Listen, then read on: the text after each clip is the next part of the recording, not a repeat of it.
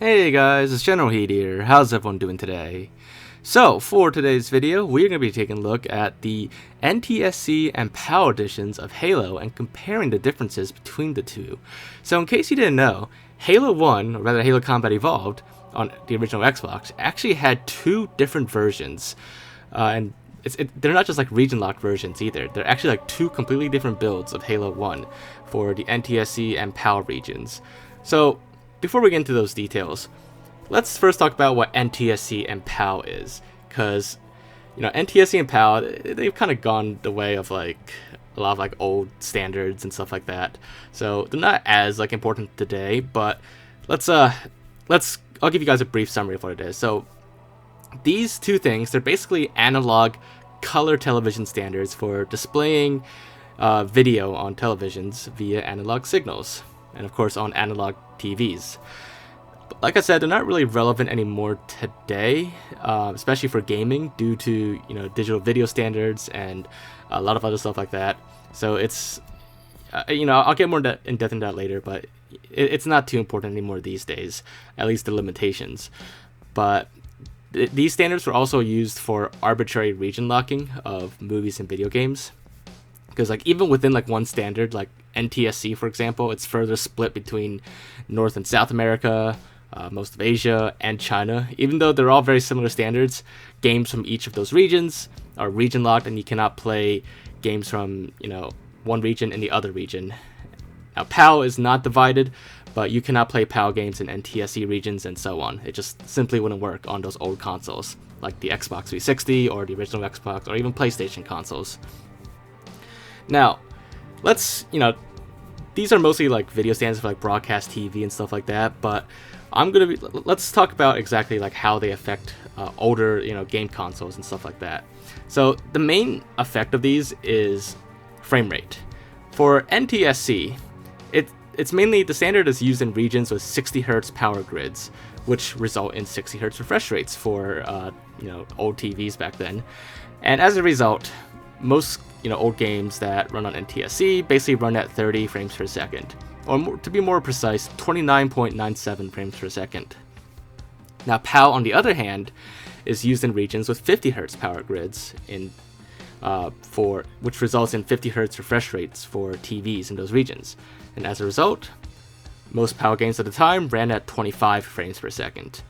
NTSC mostly covers regions like North and South America, like Canada, the United States, Japan, and other Asian countries, whereas PAL covers pretty much the European countries as well as Australia.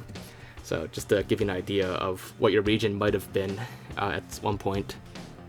But in general, the issue with PAL games is that they typically ran slower than NTSC games. And you could see this happen in a lot of, speed runs for a lot of old retro games from way back.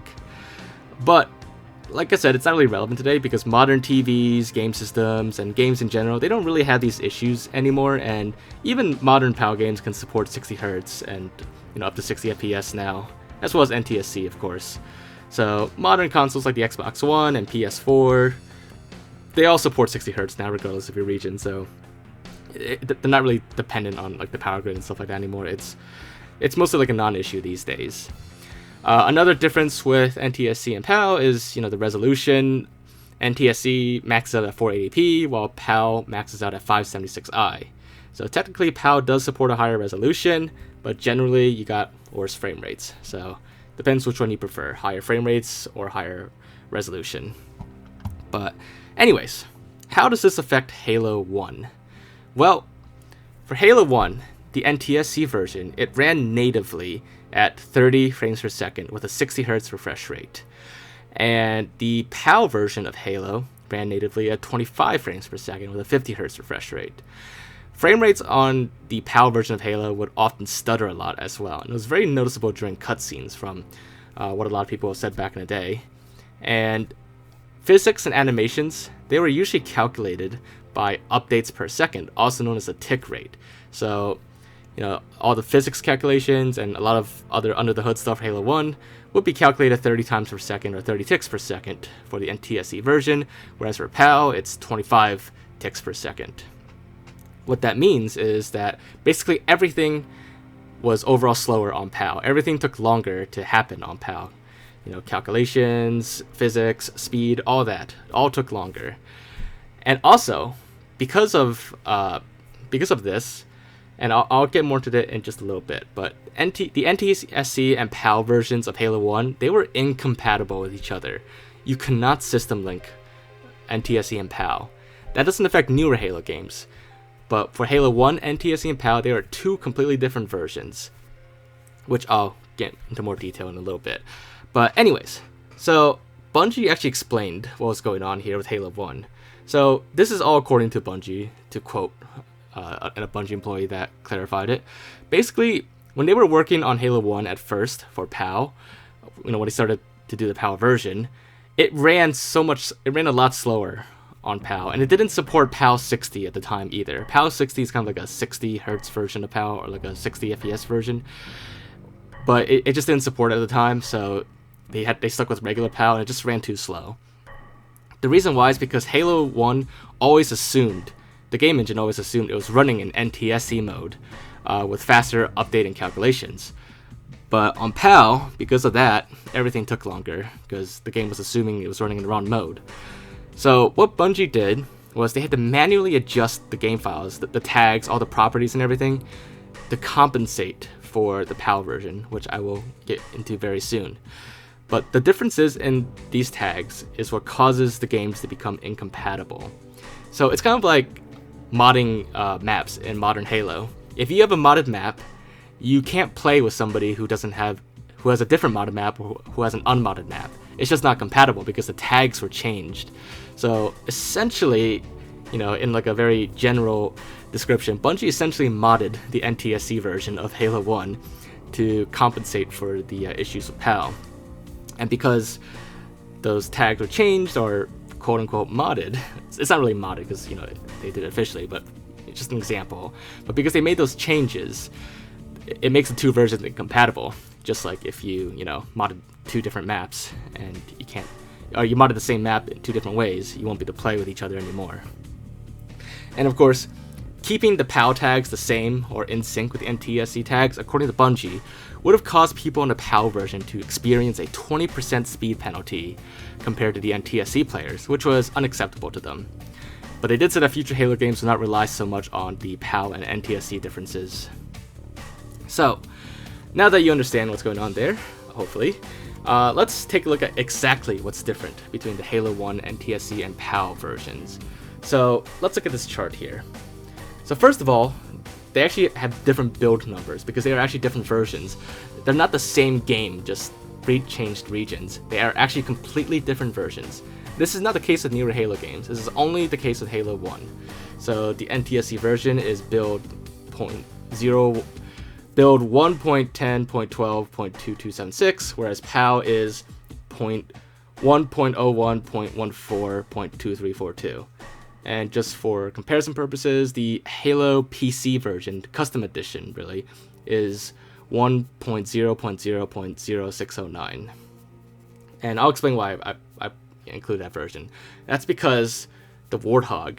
So a while ago I did a video about the Warthog on MCC being the same across all the missions to disprove a myth that the Warthog run uses a special version of the Warthog.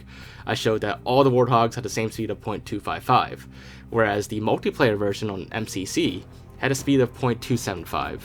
That was actually not always the case. The original Xbox versions of Halo, they all had the same Warthog speeds in campaign and multiplayer, regardless of NTSC or PAL.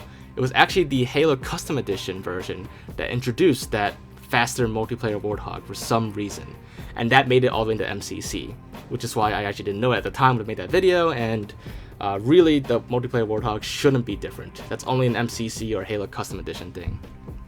But anyways, getting back to the Warthog for NTSC and PAL. On the NTSC version, the Warthog has a top speed of 0.255 world units a second, whereas PAL has a top speed of 0.306 world units per second. Now you may be thinking, wait, that means the PAL version, the European and Australian versions, run faster, right? The Warthog actually goes faster than the NTSC versions. No, that is actually not the case. Bungie had to speed up the Warthog and many other things because that's how they compensate for the slower game on PAL. So the game runs slower, but because the Warthog is faster, it's supposed to even itself out. Now in practice, that actually they did not get it perfect, and there's still a few issues, which I'll talk about later in the video as well. But let's move on and look at everything else that's different, that had to be manually adjusted. So your jump velocity, or your jump height essentially. Again, the PAL version is increased. Your move turn speed, I think that's your sensitivity, or like your ability to look around, or speed or whatever. That's also been increased for PAL. Your run forward speed, you know, technically if you were to like use the PAL tags on NTSC, you would actually run faster on the PAL version in, you know, all directions. But again, like I said, it's only increased because it's slower, so it's supposed to balance itself out.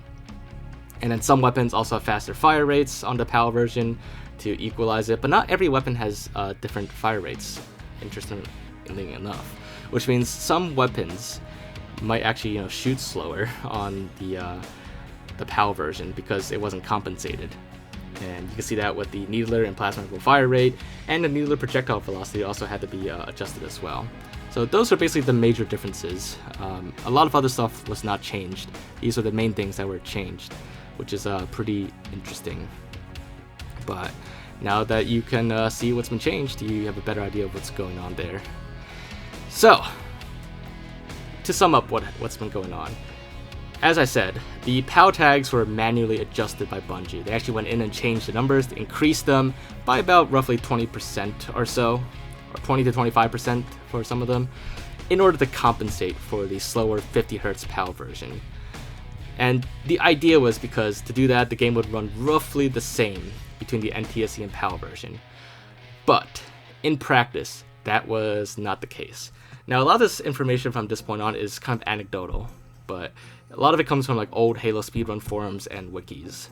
Now, Bungie tried to bring the two versions to parity by doing these manual adjustments, but in practice that didn't work too well, and it caused a lot of frame rate issues, like cutscenes would stutter a little bit.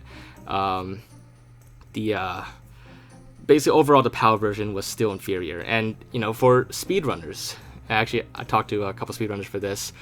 And actually, big thanks to Hark the Shark for providing a lot of this information, but basically the PAL version is still inferior for speedrunning because everything still runs a little bit slower, despite Bungie's attempts to compensate. And Bungie did say for Halo 2 and newer, they would, you know, kind of bring the games to parity, and they wouldn't need separate PAL versions, like separate builds for the PAL version, and that, you know, everything should be fine. But that's, even for Halo 2, that's not the case. On Halo 2, I'm just going to quickly like sum this up, but Halo 2, it's still affected in different ways on PAL. For example, you have lower jump height on Halo 2, lower movement speed for Halo 2 on PAL. It is easier to clip through walls though, and other like glitches like super bounces on the PAL version of Halo 2. In fact, there's exclusive super bounces to the PAL version of Halo 2, or so I've been told. But Halo 2, as far as I know, did not have a separate version, like an actual separate build, like Halo 1 did. But Bungie still had not perfected it on Halo 2 yet, getting the two versions to have parity with each other. But with Halo 3 and newer, as far as I know, as far as everybody else I've talked to knows, after Halo 3, Bungie pretty much got a grip on the two versions, and there's very little to no differences between the NTSC and PAL versions of Halo 3. And of course, going to the Xbox One versions, Halo 5, MCC, there's obviously no differences there. But also the differences in Halo CE, like the NTSC or PAL versions, or you know, the regional differences, they do not affect MCC. MCC essentially uses the NTSC map files, which is why, you know, the Warthog speed and everything on the MCC version of Halo 1, they all match the original NTSC version for the original Xbox One, except for the multiplayer maps, which use the custom edition PC version. But yeah, so there you guys have it. Those are basically the main big differences between the NTSC and PAL editions of Halo 1, which I do stress did have separate builds or separate versions completely. Not just the same version, you know, released for different regions, but two completely different incompatible versions.